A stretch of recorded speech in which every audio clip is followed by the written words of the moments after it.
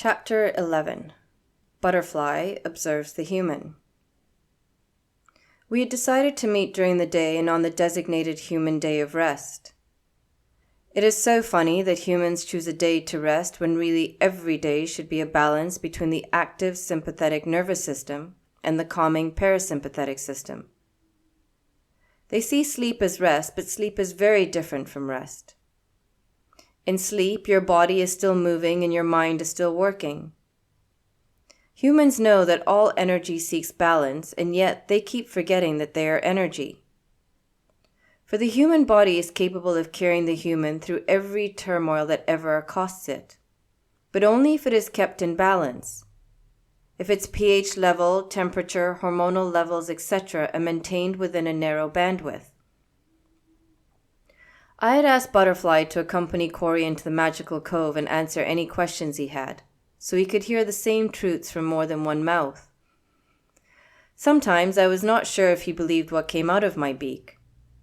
For what we were explaining here seemed far-fetched to many humans, which is why we were asking the human not to take our word for it, but to engage in yoga and see for themselves. It was not the yoga that was challenging, but finding the courage to change. It was so much easier to live in the addiction of suffering than to take responsibility for and a hold over one's life and move out of victimhood. Few people understood that trauma and bad experiences was not something that happened to you. It was how you processed those events and then held on to it. Holding on to the fear and shame of the events and then binding them to your sense of self. So often, when humans moved into a low-frequency state, they apologized, claiming they did not know where that eruption had arrived from. Often defending the act with the statement that it was not them, but it was all them. Every aspect of their behavior was part of the mind, which was part of them. In denying the negative thoughts and actions that rose from themselves, they were denying themselves change, because change could only arrive when they were ready to accept and honestly see all that filled their mind by observing and accepting all their behaviors. It was only then that true healing and change was possible. As I dove into the cove, there was chatter and laughter everywhere. A wonderful exchange of stories and energies was happening, aiding an understanding of the self through the understanding of others. Ocean spoke with whale, sun with birds, earth with the mammals, the flowers with the bees, and well, there were more conversations than I could take note of. Amidst it all sat Corey just listening and observing himself. It was extraordinary to watch how he had moved from looking outside of himself for answers to observing himself and his interactions into a place of self-awareness where he interacted with the world. Through the sharing of stories, each of us was beginning to not only understand our fellow beings, but also observe as we were reflected in everything birthed by the universe. I landed gently on Corey's shoulder so as not to startle him, and he turned to me with a smile that melted me every single time. "Hello, handsome Corey." "Hello, beautiful eagle. You look very majestic today as always. I hope that there is much more to this story, as I am not ready to let go of all of you yet." I rested my wing on his head and moved my beak closer to his ear. "There is some, but it too shall end at some point. Everything changes and transforms, and nothing is permanent but universal consciousness. But fear not, when this ends, it will transform into something that will reflect where all of us have moved forward in ourselves. For remember that our reality reflects us. So what all this transforms into will be reflections of us." Corey pondered on this for a while and then smiled. He was beginning to understand that he had influence over his reality and it could become anything he wanted it to be. "There you are. You are beginning to understand yoga and its power." "I am, thank you. To be honest, I'm not sure I would have listened to this story from another human because, as you know, my trust in humans is very limited." I fluttered all over and then whistled love out into the cove. In what seemed like an instant, silence descended. Ah, silence, my favorite song. I loved silence. It came with so much peace and clarity. I looked around and everyone was sat in a yogic pose, their eyes shut as they began to move into the present moment. I could hear so many forms of pranayama, energy-shifting breaths being used to calm the heart and still the mind. When I began to speak, their full attention had arrived. I waited for a few moments until I could feel everyone's energy, including the humans who now sat still on the earth with his back against Baobab's trunk. And then I sent my thoughts into all of them. Take a deep inhale, and on the exhale began our 3 long ohms. Each ohm was shifting our energy to connect to the energy of the cosmic universe.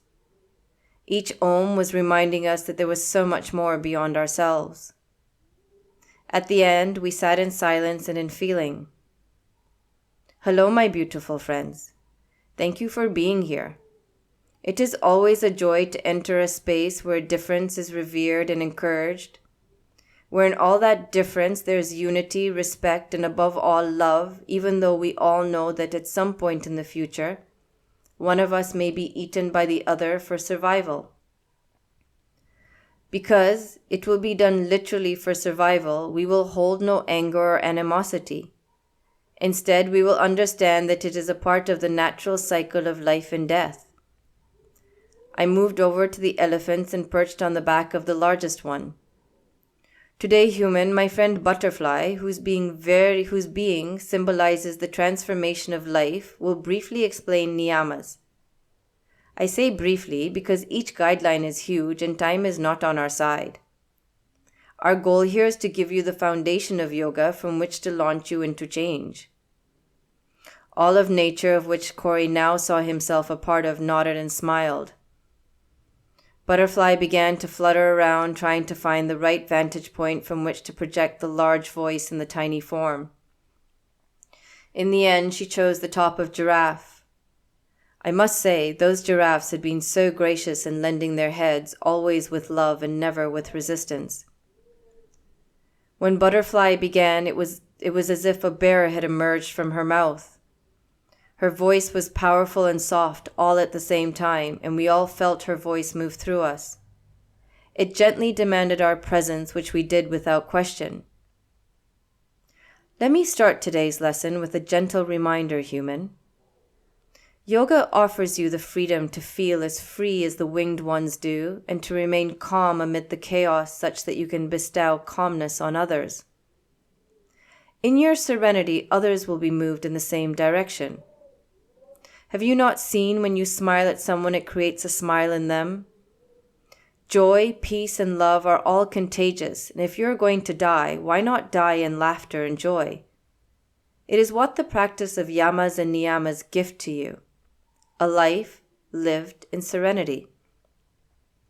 The first niyama, gentle human, is santosha, the dedication to cleanliness mentally, physically, and emotionally.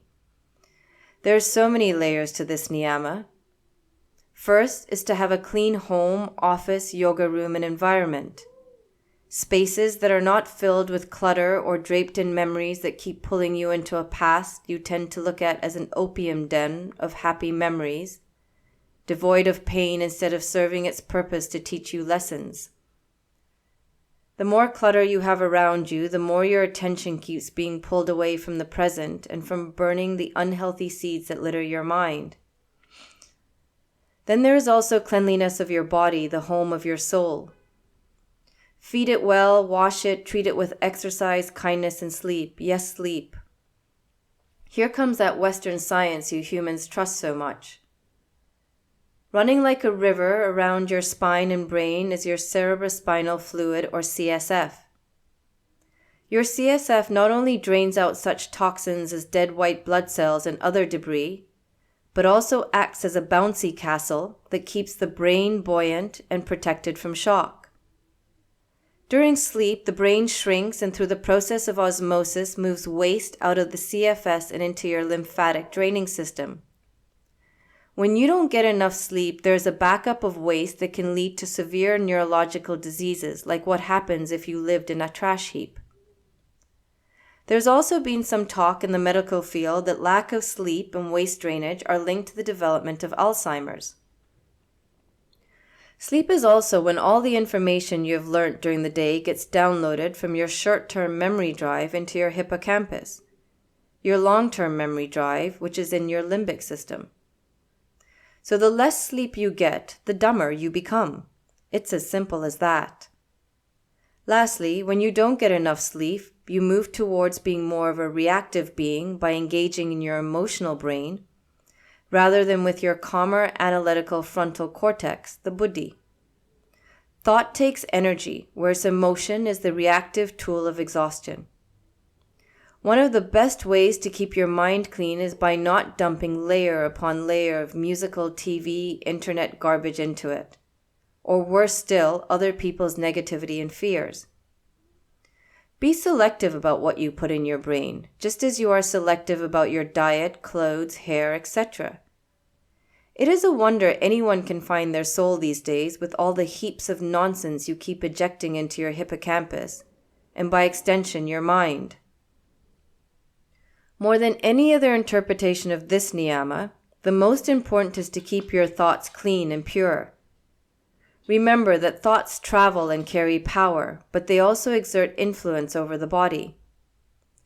To purify the mind means to also release the baggage of victimhood and unforgiveness that so many of you humans insist on carrying with you everywhere. In cleansing the mind and the body, you lighten yourself. The lighter you become, the more you fully experience the magical mysteries of pure consciousness. Lastly, this niyama, is about being in each moment that arises as it is, allowing it and yourself to be in it without wishing it would be anything other than what it is. Purity is about being pure in your relationship with yourself, people, work, the weather, and events as it is in that moment.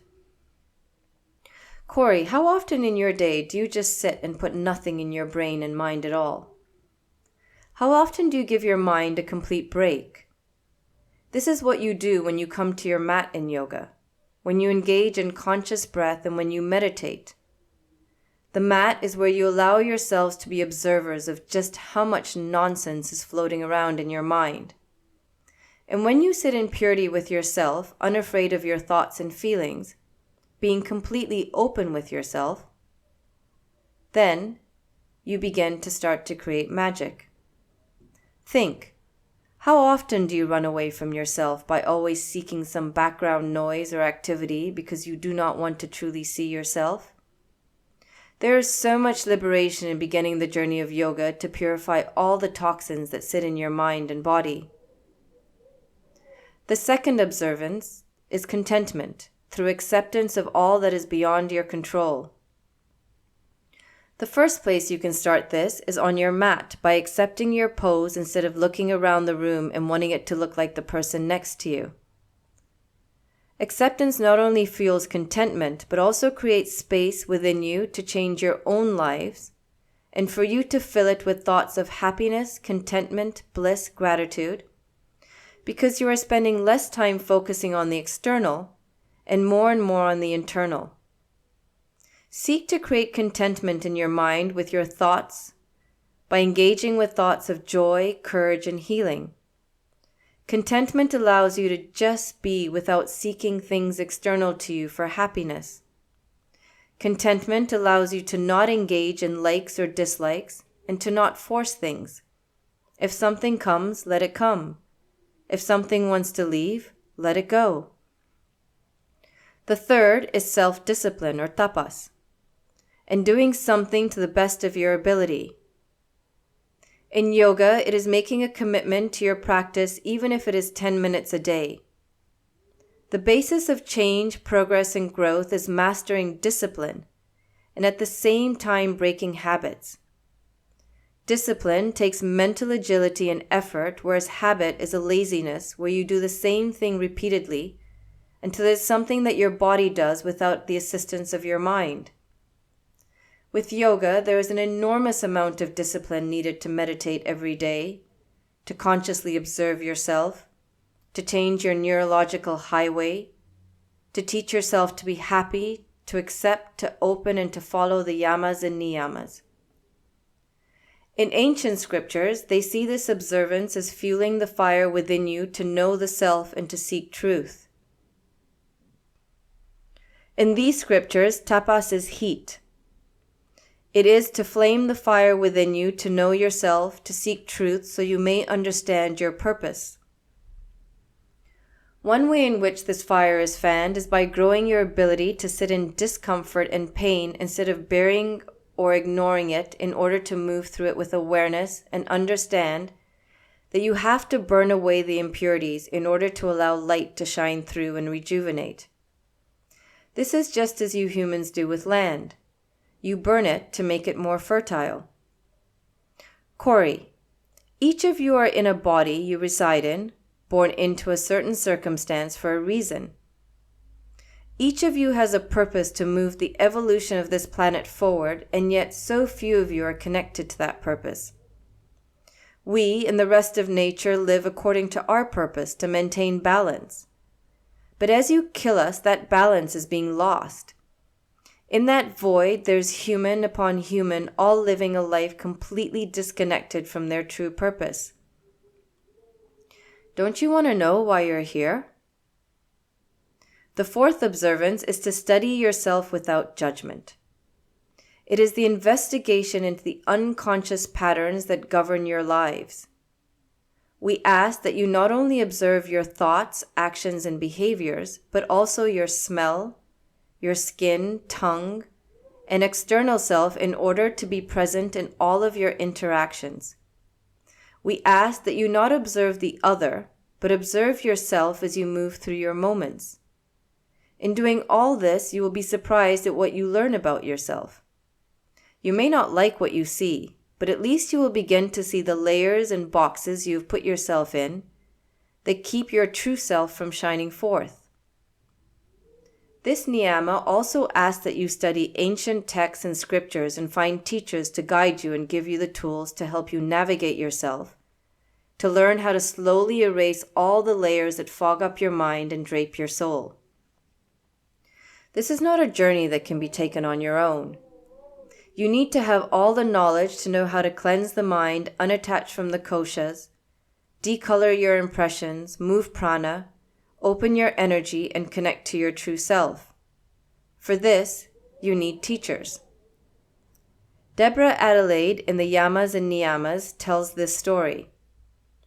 It seems God had just created human beings, realizing that in the East, God is considered masculine, while God acting is considered feminine, realized that he had made a terrible mistake.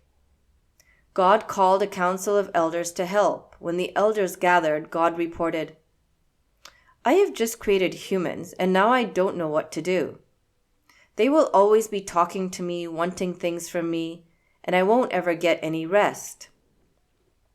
In the story, the elders give all sorts of suggestions about where God can hide away from humans, until one of them whispers in God's ear that he might hide himself in the human, because they will never find him there.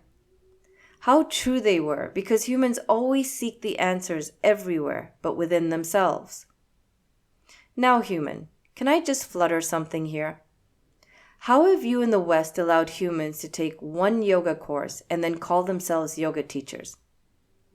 Are they not teachers of asanas or maybe pranayama or techniques of meditation? How many of those teachers truly know yoga or live it?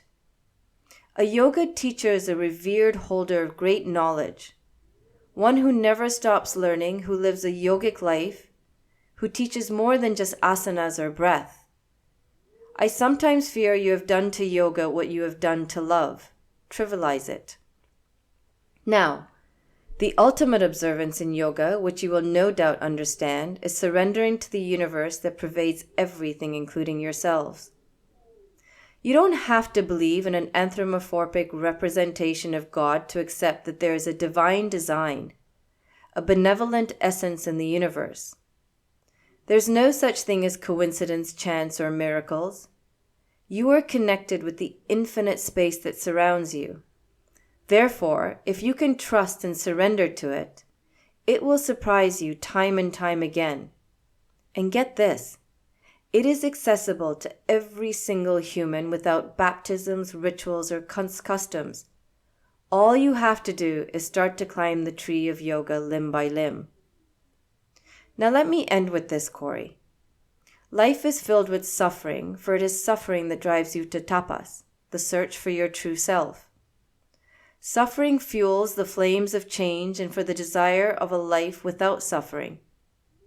The journey of yoga is not to keep you in suffering, but to teach you to live above it and to move through life with peace and calmness. In ending, she brought her wings in and took a bow as nature erupted into joy. Corey, however, remained still. He had already begun to take a journey within to explore his connection to these observances. It was then that I noticed he had bought the bag filled with candles that I had requested. "Butterfly," I began, my voice resonating as strongly as butterflies, but at a different frequency. "Thank you for that master oration, so simple and yet not. Now, loving beings, please bring your ears, eyes, nose, feel, and mouth back to me. I have a treat for you today. If someone can shake Corey out of himself, it would help." Cheetah, who had arrived that day, gently stalked over and raised his front paws onto Corey's shoulders, so when Corey opened his eyes, his first thought was, "I'm going to be eaten here." Some seed, no doubt, planted into him by some TV show. "It's okay. Just breathe," whispered Cheetah in his best "I'm not going to shred you to pieces" voice. "I'm not going to hurt you. I'm merely hugging you so I may have some of that human love you've been passing around, and in return give you some of mine. This means I'm not just hugging you to give you love. I seek to receive it as well. So could you kindly wrap your arms around me and hug me back?" The schoolboy nervous smile we'd all learnt to love was back, and Corey wrapped his arms around Cheetah. Each squeezed the other, and in turn, each of us felt the love rise and embrace all of us. So much so that we all turned and hugged the being beside us. Ocean hugged walrus, animals hugged trees, bees hugged flowers. It was my ultimate dream come true. Touch, especially hugs, was important on every level through every species. It connected us in a way nothing else did. It transferred love and energy in a medium that was not marred by the mind, fears, or filters. It was just pure, and it was powerful. I laughed as Elephant hugged me with his trunk, and I hugged back with my wings. We did not speak. Instead, we were completely present in the hug, as our energies were greeting each other and exchanging love. It was not a case of one receiving and the other giving. We both gave and received. It was how love in its pure energetic form was meant to look like in every relationship. A hug was not a hug, not a non-committal pat on the back to aid the other in a burp, or with so much distance between the two huggers that another animal could fit between. No, a hug sought to establish a connection of love between two souls. A moment of silence when each heard and felt the other and took each other's pain and turned it into love and returned it. It was by far my most favorite form of giving and taking. And so we all hugged in silence. It was incredible how much could be heard in silence. It was where the universe existed, and in its vibration, Shakti, creativity, and consciousness sprung forth. It was where existence came into being. Therefore, it was in silence that our consciousness, our soul, was to be heard. We all gently let go, reluctantly. We watched as Corey lit all the candles that he'd placed around the cove. "Well, my friends, normally we would each have a candle, but that is impossible. We would need hundreds of candles, so we shall do my favorite thing. We shall share.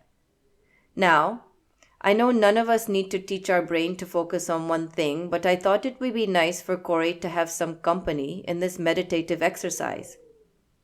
This is how it works. Stare at one of the candles without blinking. When your eyes begin to water, which cleans them by the way, close your eyes and hold the image you see between your eyebrows for as long as you can. When the image disappears, open your eyes and begin to stare at the flame again. The image is often round, has colors, and possibly a dot in the middle. How long the image remains depends on how long you can focus. No, Hawk, it is not a competition and there is no winner. Now, Moon, if you don't mind, can you turn your light down for a little while? This is best done in darkness. Ah, Eagle, I love your unending faith in my powers. How about I just hang behind a cloud for a bit? Fabulous. You are a genius, I smiled up at Moon, the celestial splendor to which I was so deeply connected that when it was full, it pulled what we were truly feeling to the surface for us to explore. If it could move oceans, rise tides, and lift waves to great heights, then surely it pulled all that lay within us. After all, we were mostly water. Okay, nature. Human, you as well, shall we begin? And thus a different silence from the one created in our hugs descended upon us. This one held calm, peace, and gently nudged us into ourselves as we began to shut out the external world and take a deep dive into ourselves.